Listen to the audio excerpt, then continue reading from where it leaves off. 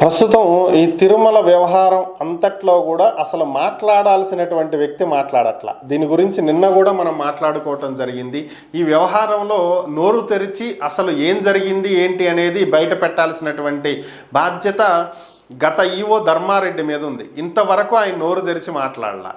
So ఇది జగన్కి అతిపెద్ద నష్టం. ఎందుకని అంటే ధర్మారెడ్డి ఏం చేశాడు ఏంటి అనేటువంటి విషయాలు ఒకసారి పరిశీలించినట్లయితే గతంలో ఆయన స్వామి భక్తి చూపించబోయాడో ఏం జరిగిందో what ever it may be ఏదైనా కావచ్చు. అంటే ఆయన ఈవోగా ఉన్నప్పుడు తీసుకున్నటువంటి కొన్ని నిర్ణయాలు అటు పార్టీకి కానీ ఇటు జగన్కి కానీ ఎంత చేటు చేశాయి అనేది ఒకసారి పరిశీలిస్తే మొదటిది ఆయన L1, L2, L3 బ్రేక్ దర్శనాలన్నింటినీ కూడా రద్దు చేశాడు. అంటే ఏంటంటే ఇది గతంలో ఎలా ఉండేవి అంటే ఇప్పుడు తిరుమలలో చోటు చేసుకున్నటువంటి ఎన్నో మార్పులు చేర్పులు ఒకసారి గమనించినట్లయితే ఆన్లైన్ ద్వారా 300 రూపాయల టిక్కెట్లను బుక్ చేసుకోవచ్చు. కాకపోతే వీటిని ఒక నెల ముందు 2 నెలల ముందు కూడా బుక్ చేసుకోవడానికి అవకాశం ఉండేది, 3 నెలల ముందు కూడా. ఎందుకంటే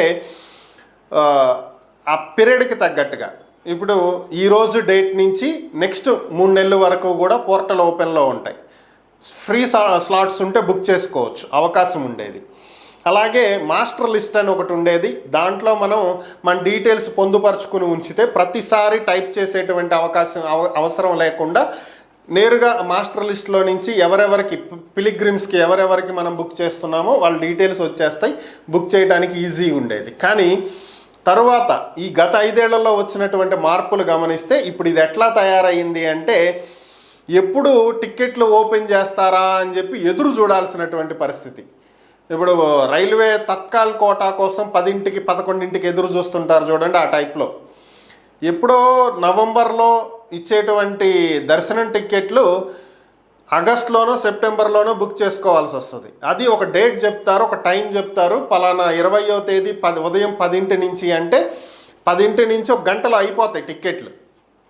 నవంబర్ కోటా అయిపోయింది, అర్రే అయిపోయింది. మళ్ళీ డిసెంబర్లో బుక్ చేసుకోవాలి అంటే మళ్ళీ సెప్టెంబర్లోనో అక్టోబర్లోనో డిసెంబర్ కోటాని పెడతారు. అది ఒక డేట్ చెప్తారు, ఒక టైం చెప్తారు, ఆ టైంలో బుకింగ్.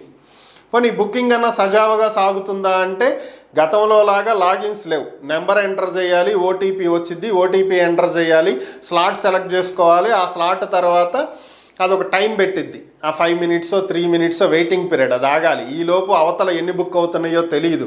నీ టైం వచ్చి ఓకే అయ్యి నువ్వు లిస్ట్ అంతా లోడ్ చేసి సబ్మిట్ చేసే వరకు అక్కడ మొత్తం ఎత్తిపోతాయి, ఏముండవు. సో సైట్ని ఇంత వరస్ట్గా నాశనం చేశారు నిజంగా చెప్పాలంటే. మీరు పేరు మార్చి ఉండొచ్చు, వెబ్సైట్ URL మార్చుకోండి, ఏదైనా చేసి తప్పులేదు. కానీ భక్తులకు అసౌకర్యం కలిగించే విధంగా ఏర్పాటు చేశారు చూడండి సాఫ్ట్వేర్ డిజైనింగ్. ఈ అద్భుతమైన ఐడియా ఇచ్చిన వాళ్ళు ఎవరో వాళ్ళకి దండం పెట్టాలి నిజంగా. సో దీన్ని కూడా పక్కన పెట్టేసేస్తే తర్వాత ఇందాక మనం మాట్లాడుకుంటున్నాం కదా L1, L2, L3 దర్శనాలు. ఇక్కడికి వచ్చేటప్పటికి ఈ 300 రూపాయల టిక్కెట్లు దొరకని వాళ్ళు ఉంటారు కదా, వీళ్ళు దర్శనం కోసం వాళ్ళకి తెలిసినటువంటి ఎమ్మెల్యేనో ఎంపీనో మినిస్టరో ఎవరో ఒకళ్ళు ఉంటే పాపం వాళ్ళని అడిగి లెటర్ ఇప్పించుకుని వెళ్తారు. జేఈఓకి లెటర్ ఇస్తే వీళ్ళకు టైం స్లాట్ ఇస్తారు, ఆ టైం స్లాట్లో వెళ్ళి దర్శనం చేసుకుంటారు అన్నమాట. సో ఇది ఒక పద్ధతి. సో వీటన్నిటిని రద్దు చేసేసారు. సో ఎందుకు రద్దు చేశారు తెలీదు. సామాన్య భక్తులకు ప్రాధాన్యత ఇస్తున్నామని అయితే చెప్పారు. అయితే ఇక్కడ ఇంకో వివాదాలకు కూడా తావిచ్చినటువంటి అంశం ఇదే.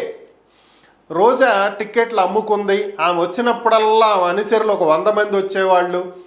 ఇది ఎందుకు అంటే సిఫార్సు లెటర్లని రద్దు చేసినటువంటి నేపథ్యంలో పర్టిక్యులర్గా ఆ ఎమ్మెల్యేనో ఆ మంత్రో వస్తేనే బ్రేక్ దర్శనం, వాళ్ళతో పాటు వచ్చిన వాళ్ళందరికీ బ్రేక్ దర్శనం.